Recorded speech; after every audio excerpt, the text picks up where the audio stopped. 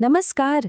कभी सोचा है कि कंप्यूटर के अंदर एक ऐसा हीरो भी है जो हमें दिखता तो नहीं पर सारे काम वही संभालता है। चलिए आज उसी की बात करते हैं। जरा 1 मिनट के लिए सोच कर देखिए। एक तरफ गाना चल रहा है, दूसरी तरफ कोई जरूरी ईमेल लिखा जा रहा है और ऊपर से ब्राउजर में तो 10-15 टैब खुले ही रहते हैं। तो सवाल ये है कि ये सब एक साथ कैसे हो जाता है, मतलब बिना किसी गड़बड़ के। कोई प्रोग्राम दूसरे के काम में टांग क्यों नहीं अड़ाता? आखिर इसका राज क्या है? इसका जवाब है ऑपरेटिंग सिस्टम, जिसे हम सब ओएस भी कहते हैं। ये हमारे कंप्यूटर का वो अदृश्य मैनेजर है जो पक्का करता है कि सब कुछ एकदम मक्खन की तरह चले। तो चलो सबसे पहले यही समझते हैं कि ओएस आखिर इतने सारे काम एक साथ करता कैसे है। ये बिल्कुल एक बाजीगर जैसा है ना? जो एक साथ कई गेंदों को हवा में उछाले रखता है और एक भी नीचे नहीं गिरने देता। यहाँ ना एक बहुत जरूरी चीज समझने वाली है। देखो, जब कोई ऐप हार्ड ड्राइव पर पड़ा होता है तो वो सिर्फ एक प्रोग्राम है, मतलब कुछ नहीं कर रहा, बस एक फाइल है।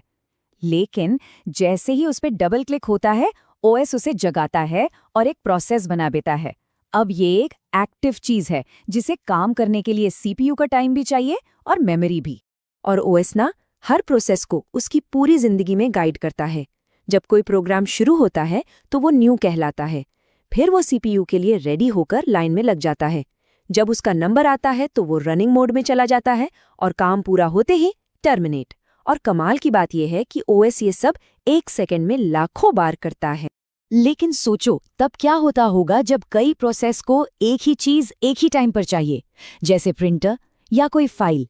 यहीं पर ओएस एक हीरो की तरह एंट्री लेता है, एक शांति दूत बनकर। चलिए रेस कंडीशन नाम की एक बड़ी मजेदार और खतरनाक प्रॉब्लम को समझते हैं। मान लीजिए 2 प्रोसेस हैं और दोनों को एक ही बैंक अकाउंट बैलेंस अपडेट करना है। पहले प्रोसेस ए ने देखा कि बैलेंस 10 है। अब इससे पहले कि वो उसमें कुछ जोड़कर नया बैलेंस लिख पाता, ओएस ने उसे रोक दिया और प्रोसेस बी को चांस दे दिया। अब प्रोसेस बी ने भी देखा तो उसे भी बैलेंस 10 ही दिखा। फिर क्या, दोनों ने अपना अपना 1 जोड़ा और दोनों ने ही बैलेंस 11 लिख दिया। नतीजा, फाइनल बैलेंस 11 रह गया, जबकि होना तो 12 चाहिए था।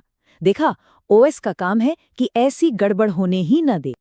अब एक और सिचुएशन है। कभी कभी मामला इतना बिगड़ जाता है कि सब कुछ रुक जाता है, सिस्टम हैंग। ऐसे में ओएस एक सख्त ट्रैफिक पुलिस वाले का रोल निभाता है। इसे समझने के लिए ना एक भयंकर ट्रैफिक जाम की कल्पना कीजिए। हर गाड़ी वाला दूसरे के हिलने का इंतजार कर रहा हो, पहले वो हटेगा तो मैं चलूंगा। और होता क्या है, कोई नहीं हिल पाता। बस कंप्यूटर की दुनिया में भी बिल्कुल यही कहानी है। और इसी ट्रैफिक जाम को टेक्निकल भाषा में डेडलॉक कहते हैं। मतलब जब 2 या ज्यादा प्रोसेस एक दूसरे के भरोसे बैठे रह जाते हैं कि वो रिसोर्स छोड़ेगा तो मैं अपना काम करूंगा, और बस इंतजार का एक कभी ना खत्म होने वाला चक्कर शुरू हो जाता है। और पता है, डेडलॉक होने के लिए ना ये 4 शर्तें एक साथ पूरी होनी जरूरी हैं। पहली, कि एक रिसोर्स को एक बार में एक ही प्रोसेस यूज कर सकता है। दूसरी, कि एक प्रोसेस किसी चीज को पकड़ कर बैठा है और दूसरे का इंतजार कर रहा है। तीसरी, कि उससे वो चीज जबरदस्ती छीनी नहीं जा सकती। और चौथी, कि एक गोल चक्कर बन जाए, मतलब ए इंतजार कर रहा है बी का, बी कर रहा है सी का और सी कर रहा है ए का। ओएस का काम ही यही है कि वो इन शर्तों को पूरा ना होने दे, ताकि सिस्टम का चक्का जाम ना हो। अच्छा, तो प्रोसेस और ट्रैफिक जैम की बात तो हो गई, पर ओएस का एक और बहुत बड़ा काम है, कंप्यूटर की याददाश्त यानी मेमोरी को संभालना। बिल्कुल एक लाइब्रेरियन की तरह, जो जानता है कि कौन सी किताब कहाँ रखनी है। अब देखो, मेमोरी तो लिमिटेड होती है ना? तो ओएस को ये भी देखना होता है कि जरा सी भी जगह बर्बाद न हो। यहाँ 2 तरह की दिक्कतें आती हैं। एक है इंटरनल फ्रेगमेंटेशन। ये तब होता है जब किसी प्रोसेस को जरूरत से थोड़ी ज्यादा जगह मिल जाए और वो बची हुई छोटी सी जगह बेकार चली जाए। जैसे एक ही इंसान के लिए 10 लोगों की टेबल बुक कर लेना। दूसरी दिक्कत है एक्सटर्नल फ्रेगमेंटेशन। इसमें मेमोरी में खाली जगह के छोटे छोटे टुकड़े तो होते हैं, पर वो इतने बिखरे होते हैं कि कोई बड़ा प्रोसेस उनमें फिट ही नहीं हो पाता। जैसे थिएटर में सीटें तो खाली हैं, पर इतने दूर दूर कि एक साथ 8 लोग नहीं बैठ सकते।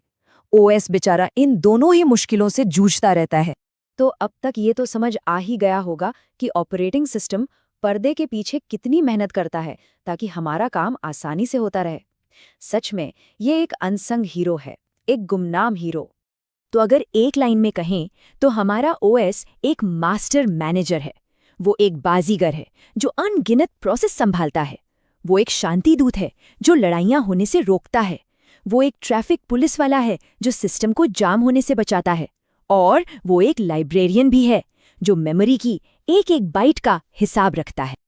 तो अगली बार जब कंप्यूटर पर कोई भी काम पलक झपकते ही हो जाए तो एक पल रुककर उस अदृश्य मैनेजर के बारे में जरूर सोचना कि आखिर वो कौन सा जादू कर रहा है जो ये सब मुमकिन हो पा रहा है।